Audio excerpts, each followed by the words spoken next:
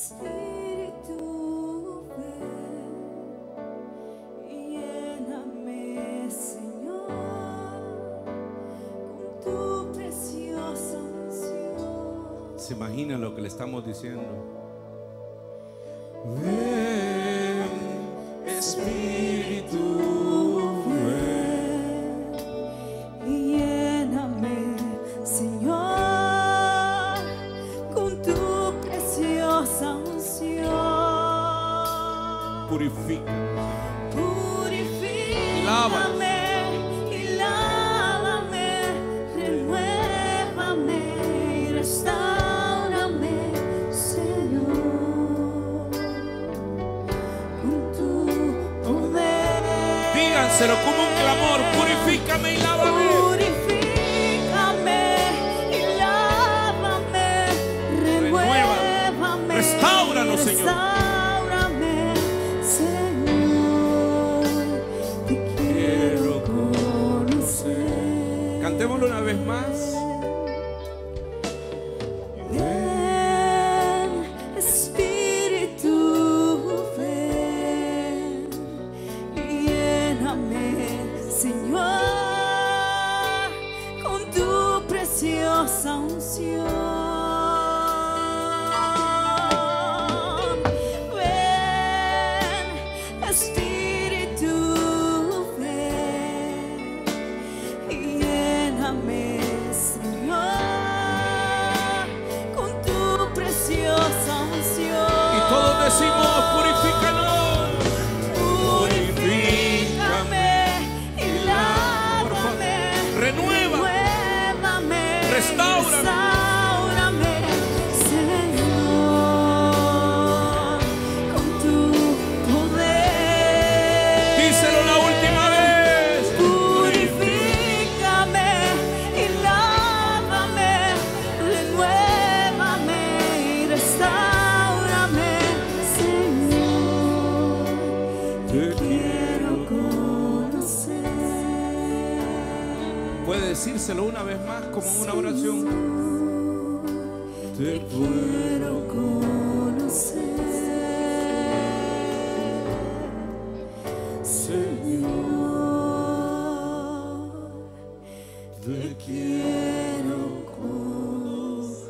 conocer.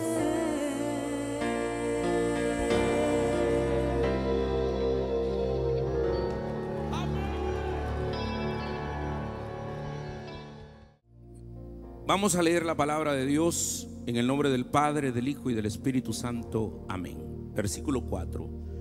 Cuando oí estas palabras, me senté, lloré e hice duelo por algunos días, y ayuné y oré delante del Dios de los cielos, y dije, ahí viene la oración de Nehemías: te ruego, oh Jehová, Dios de los cielos, fuerte, grande y temible, que guarda el pacto y la misericordia a los que le aman y guardan sus mandamientos, esté ahora atento tu oído y abiertos tus ojos para oír la oración de tu siervo que hago ahora delante de ti de día y de noche, por los hijos de Israel, tus siervos.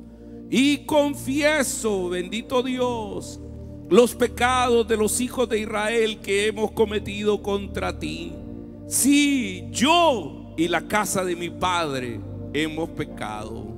En extremo nos hemos corrompido contra ti y no hemos guardado los mandamientos, estatutos y preceptos que diste a tu siervo Moisés. En extremo, Señor, nos hemos corrompido. Acuérdate ahora de la palabra que diste a Moisés tu siervo, diciendo: si ustedes pecaren, los voy a dispersar por los pueblos. Pero si os volvieres a mí y guardares mis mandamientos y los pusieres por obra, aunque vuestra dispersión fuere hasta el extremo de los cielos, de ahí os recogeré y os traeré al lugar que escogí para hacer habitar ahí mi nombre. Ellos pues son tus siervos y tu pueblo, los cuales redimiste con gran poder y con tu mano poderosa. Te ruego, oh Jehová, esté ahora tu atento tu oído a la oración de tu siervo y a la oración de tus siervos, quienes desean reverenciar tu nombre. Concede ahora, Dios, buen éxito a tus siervos que han venido esta noche, y dale gracia delante de aquel varón, porque yo servía de copero al rey.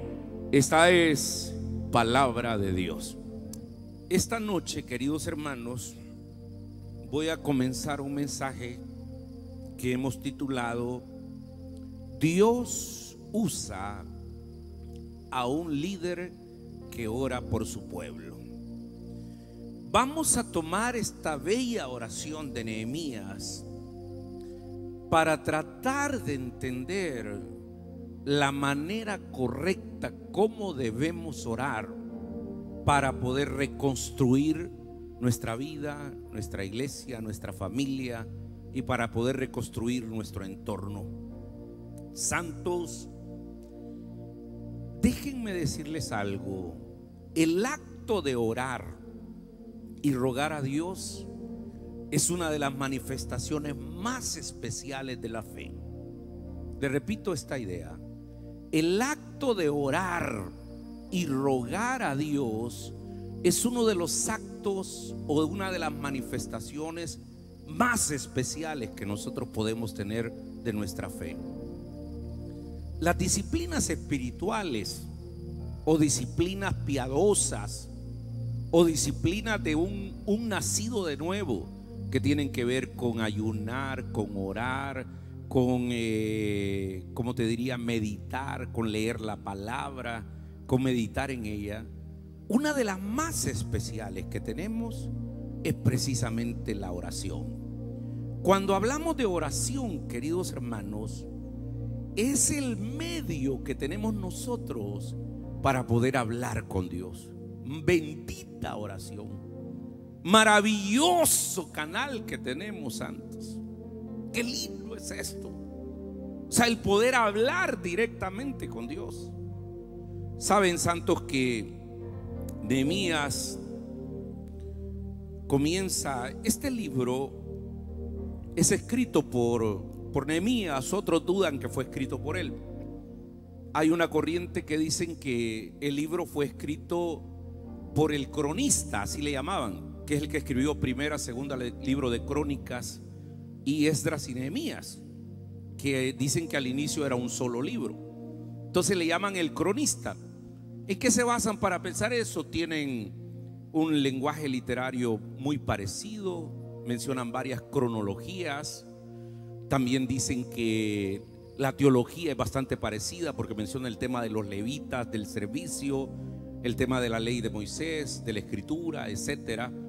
Entonces, por muchos años se pensó que el libro de Nehemías fue escrito por el mismo escritor del libro de Crónicas. Sin embargo, la mayoría de manuscritos originales, entre ellos la Septuaginta, la Vulgata Latina del siglo IV, las listas de los libros canónicos del Antiguo Testamento y del Nuevo Testamento separan el libro, lo ponen como primero y segunda de Crónicas, Esdras y Nehemías. Entonces posiblemente el escritor de Nehemías entonces sea el mismo Nehemías, porque él habla en primera persona. Entonces, hermanos, pero más allá de quién escribió este libro, es interesante el contexto en el cual se escribió el libro. Este libro o esta escritura es una escritura que viene para el pueblo de Dios en medio de una situación de severa crisis. El pueblo de Israel estaba pasando una de las épocas más duras en su historia. Estaban en el cautiverio de Babilonia. Lloraban su país destruido, sus casas, sus murallas, familias disfuncionales, fruto de los que se habían ido para el cautiverio. Había una gran división. En este tiempo de Nehemías, más o menos a mitad, en la segunda mitad del siglo IV, ubican algunos Nehemías, otros lo van a ubicar en el siglo III antes de Cristo.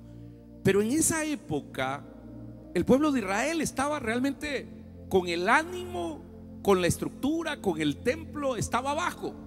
Las murallas habían sido derribadas, que significaba el sistema de seguridad. El templo, que era el lugar de comunión entre Dios y el hombre, había sido destruido. Las casas donde moraban como familias ya no existían porque las habían derrotado. Su independencia como el pueblo de Dios básicamente se había roto.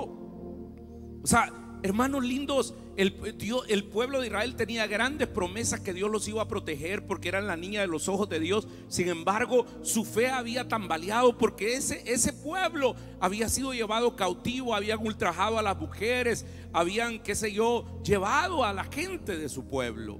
Era una época realmente muy triste en tiempos de Nehemías.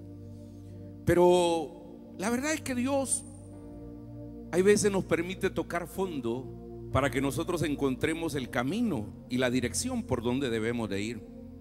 Wow, qué interesante lo que estoy diciendo. Hay veces que nosotros debemos de tocar fondo para saber el camino y la dirección por donde debemos de ir. El pueblo de Israel tocó fondo acá. O sea, el pueblo de Israel había perdido su nacionalismo. El Salmo 137, Lamentaciones, describen al pueblo de Israel llorando junto a los ríos de Babilonia. Era un caos. Hermano, lo que hemos vivido nosotros ahora es como se llama, pequeño con lo que vivió el pueblo de Israel. Nosotros por lo menos tenemos casa todavía. O sea, no nos han llevado cautivos, no nos han destruido el templo. Podemos orar, podemos buscar de Dios. Pero el pueblo estaba en esa situación. Ya había regresado Zorobabel para empezar la reconstrucción del templo. Ya había regresado Esdras para poder enseñar la escritura. Y en el año 444 regresa Nehemías. Pero el punto es cómo comienza esto. El versículo número 2 de este capítulo nos dice que Nehemías recibió la visita de un hermano. Vino Hanani, dice un hermano. Este se movió desde Judá, desde Jerusalén hasta la ciudadela que se llamaba Susa del imperio persa. Caminó 1700 kilómetros a lomo de camello. 3 meses tardó el viaje. Era una cosa tremenda, eso es lejos. O sea, la capital, Susa, sería lo que ahora es Irak. Entonces imagínense Irak tan lejos de Israel, si la buscan en el mapa, y caminando. O sea, se llevaba un montón de tiempo, 1700 kilómetros para poder ser exactos. Entonces a Nehemías no lo veían bien. Los judíos pensaban que era un traidor porque había escalado un puesto tan importante dentro del imperio. Artajerjes lo había nombrado su copero. Y el copero no solamente es el que probaba el vino, sino que era una especie de ministro del interior, era una especie de guardaespaldas, era una especie de consejero. Toda la organización, ¿cómo te diría?, política del imperio, estaba el emperador, el máximo jerarca. Abajo de él estaba Nehemías como el consejero que hablaba siempre con él. Después estaban los gobernadores, los generales después estaban los sátrapas, los generales y los gobernadores. Entonces Nehemías era visto con recelo. Por eso cuando regresa, no crean que lo recibieron. Tobías, Sanbalat y el Gesem, estos se opusieron porque eran nacionalistas. Y al mismo tiempo había un gran problema, que la división que tenían con el reino del norte y el reino del sur entre Samaria y Judá era una sola estaba a cargo de un solo sátrapa, era una satrapía nada más. Aparte de eso, los impuestos que cobraban para el imperio. Además estaban resentidos porque ese imperio ante Babilonia había mandado a destruir al pueblo. El punto es que viene ese hermano. Nehemías le pregunta: ¿cómo están todos? Versículo 3. Y dice: y me dijeron, cuando él hizo la pregunta, ¿cómo está el pueblo de Dios? Y entonces dice: el remanente, los que quedaron en la cautividad, allí en la provincia, ¿cómo están? Están en gran mal y afrenta. Poneme ese versículo en la NBI, por favor, quiero leerlo. Dice: están en gran mal y afrenta, y el muro de Jerusalén está derribado, y sus puertas están quemadas por el fuego. La mitad de un versículo, Nehemías 1:3, te describe la triste realidad de cómo estaba el pueblo, casi como estamos nosotros ahora. Hermanos, en El Salvador se han perdido más de 80,000 empleos.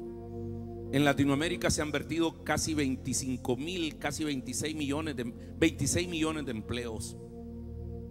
O sea, hay una crisis emocional. Pero note cómo lo dice la NBI. Dice: ellos me respondieron, los que se libraron del destierro y se quedaron en la provincia, que están enfrentando una gran calamidad y humillación. Digan conmigo: calamidad y humillación. ¿Cómo estaba el pueblo, hermanos? En calamidad y en humillación. La muralla de Jerusalén sigue derribada. Sus puertas están consumidas por el fuego.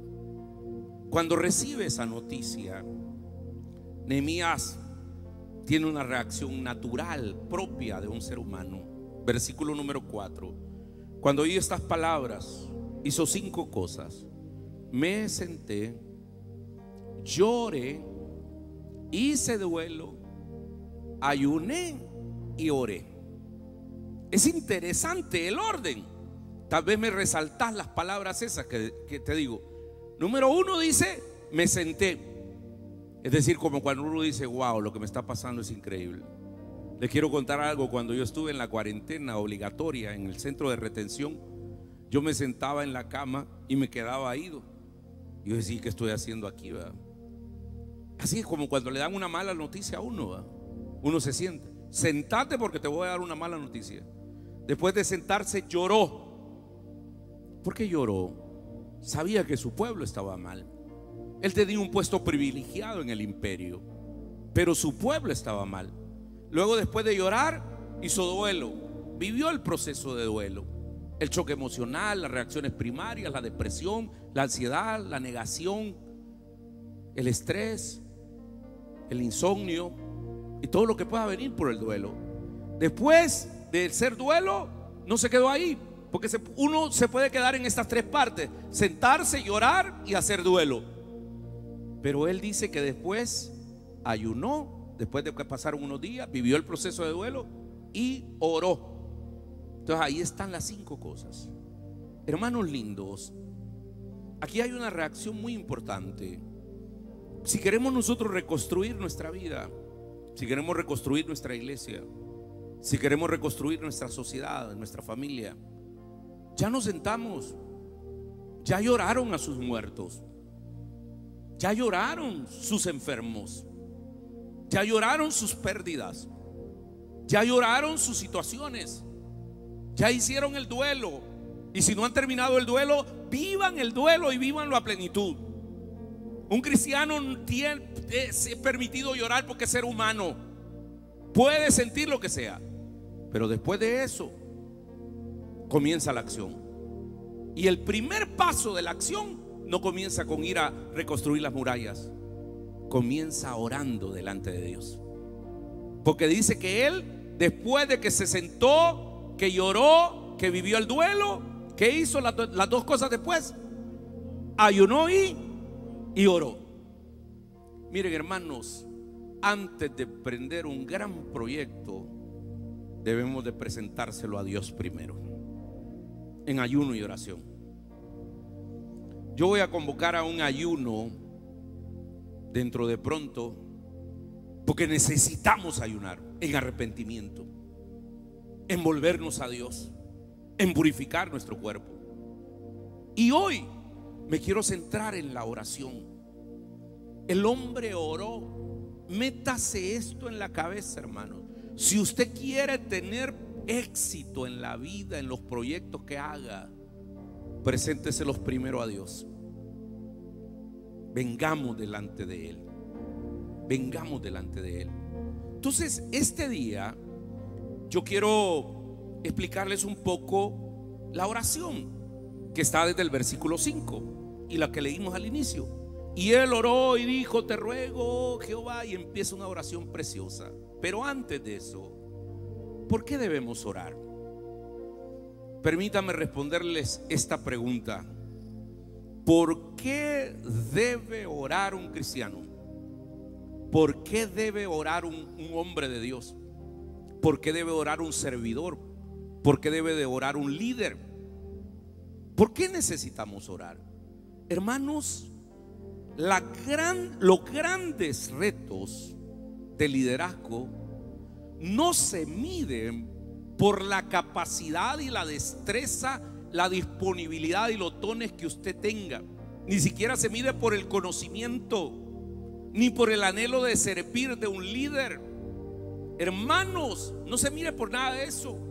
Permítame que le diga esto enfáticamente: los grandes retos de liderazgo, los grandes retos de un cristiano no se miden ni por las capacidades, los dones, la interesa, la disponibilidad, el conocimiento, el deseo de servir que tenga. Y entonces, ¿en qué se mide? Se mide en el nivel de oración que él tenga. ¿Están acá, santos? Los éxitos y los logros se alcanzan cuando el cristiano está de rodillas delante de Dios presentándole sus proyectos, cuando dedica tiempo a conocer el anhelo de Dios. Hoy estaba en dos grupos de Zoom estuve hoy, orando con pastores de todos, de Estados Unidos, de Latinoamérica, etcétera. Y me encantó estar ahora. Me quedé solo en mi estudio y empezamos a orar con el pastor Hasber McDonald, aquel negrito que vino, otros pastores de Houston, de Washington, de Costa Rica, de Argentina, y oramos. Y hermano, ¿qué les quiero decir con esto? O sea, dejémonos de cosas. Esto no se trata de estrategias, porque no es con espada ni con ejército, es con mi Santo Espíritu, dice el Señor. Las batallas espirituales no se ganan con las armas humanas. Las batallas espirituales para el cristiano se ganan con armas espirituales. Y el arma más grande que tenemos es la oración. Es la oración, santos. Métase esto en la cabeza. Buscar primero la presencia de Dios garantiza alcanzar la victoria. ¿Sabe por qué este servicio estuvo tan lindo el fin de semana? Hubo mucha gente orando por eso. O sea, esto es importante. Buscar primero la presencia de Dios garantiza la victoria. Busquen primero el reino de Dios y su justicia, y todas las demás cosas serán añadidas. Buscar a Dios. Bien lo dice el proverbista en el capítulo 16, versículo 3: deja en manos de Dios todo lo que haces y tus proyectos se harán realidad. Se lo vuelvo a repetir: deja en manos de Dios todo lo que haces y todos tus sueños y tus proyectos serán una realidad. ¿Cuántos tienen sueños? ¿Cuántos tienen proyectos? ¿Cuántos tienen visiones?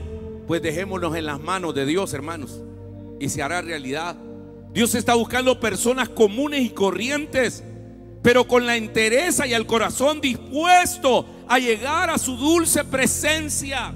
Y no por un acto religioso, no por obligación, sino por la necesidad que uno tiene de Dios, hermano. Que podamos decir, como dijo el salmista: Señor, yo tengo como el siervo brama por las corrientes de las aguas, así clama por ti, oh Dios, el alma mía. Mis amados hermanos, yo quiero sensibilizarles a no orar solamente en la iglesia, a hacer de la oración un estilo de vida, porque cuando usted pone todo en las manos de Dios, garantiza que Dios actúe a favor suyo. Hay que tener pasión, humildad y reconocer la intervención de Dios, que nos va a ayudar a alcanzar nuestros sueños y nuestros proyectos. El caballo se alista para la batalla, pero la victoria la da el Señor. Usted puede tener las mejores estrategias, usted puede tener el mejor talento. Le quiero decir algo: hay gente más santa, más talentosa, más íntegra, más conocedora de la Biblia, más teóloga para estar parado aquí enfrente de ustedes. Pero esto no es del que quiere, ni del que corre, ni del más preparado, ni de nada. Este es del que Dios tiene misericordia y conoce el corazón para poder hacer la obra de Él. Y ahí no me metan, porque ustedes me miran esto nada más, pero Él mira esto. Yo lo miro a ustedes nada más así, pero el Señor mira lo que hay dentro del corazón de cada uno de nosotros. ¿Están acá, santos? Orar es clave y fundamental y definitivo para alcanzar el éxito, hermanos. Si usted quiere ser una persona utilizada por Dios, debemos de orar. Ahora, ¿por qué debemos de orar? Y solo les dejo punteadas 3 cosas. Debemos orar porque eso demuestra que dependemos de Dios. Los que no oramos estamos demostrando que somos autosuficientes, orgullosos, arrogantes, petulantes, megalómanas e independientes. Pero los que oran estamos demostrando que dependemos de Dios. Le estamos diciendo al Señor: Señor, en mí no hay fuerza para enfrentar tan grande nube de enemigos que vienen. A ti levantamos nuestras manos, no sabemos qué hacer, pero estamos creyendo que tú vas a actuar a favor de nosotros. Número 2, ¿por qué debemos orar? Debemos orar porque orar aligera la carga que llevamos nosotros solos. Miren, hermanos, las cargas son muy pesadas, hombre. Aprendamos a dejarle las cargas a Dios. Cuando Nehemías oyó todo lo que pasaba, él dependió de Dios, por eso se puso a orar, pero también le dejó las cargas a Dios. No, Jesús lo dice: pues vengan a mí los que están cargados y agobiados y yo los haré descansar. Y número 3, oramos. ¿O por qué debemos de orar? Debemos de orar porque la oración libera el poder de Dios. La oración libera el poder de Dios. Ustedes no se imaginan, santo, lo que se puede lograr con una oración. Yo he tenido el privilegio, no sé ni por qué, si yo vengo de un cantón, se llama Cantón Ánimas de San José Guayabal. Ahí por la cruzadía me iba en una calle hasta el fondo que se llama Caserío La Bolsa, cerca del Siguiero, un río, así le decía. De ahí vengo y Dios me ha permitido conocer, muchos lugares. Conocer Asia. Yo he estado en 3 oportunidades en Corea. Conocer Australia al otro lado. Conocer 49 ciudades de Estados Unidos. Conocer Suramérica. Conocer Canadá, Singapur y otras cosas. Pero ¿qué es lo que he visto? He andado viendo siempre la iglesia. Y sabe, las iglesias más grandes no están en América ni están en África, están en Asia, en países budistas, países sinquetistas. Pero ahí están las iglesias más grandes. Las 2 iglesias más grandes del mundo: la iglesia del doctor Paul Yogi Cho y la iglesia de Yonsei.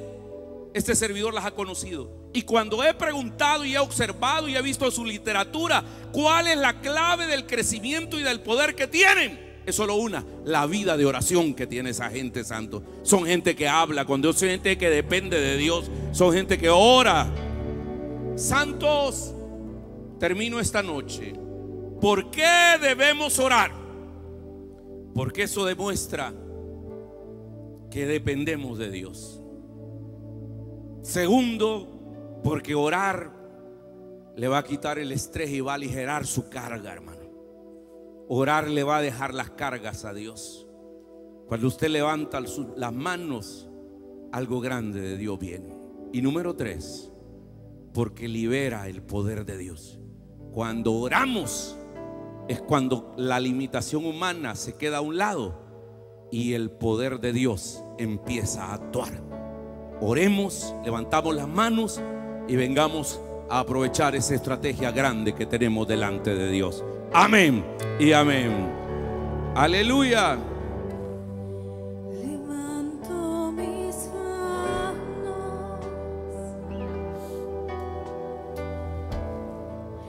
aunque no tenga fuerzas.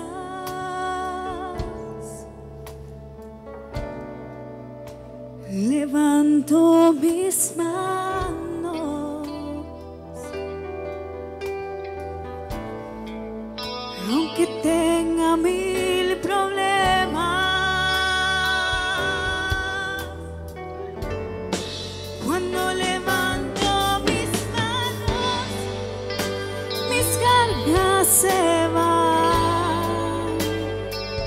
nuevas fuerzas tú me das. Todo esto es posible, todo esto es posible cuando levanto mis manos.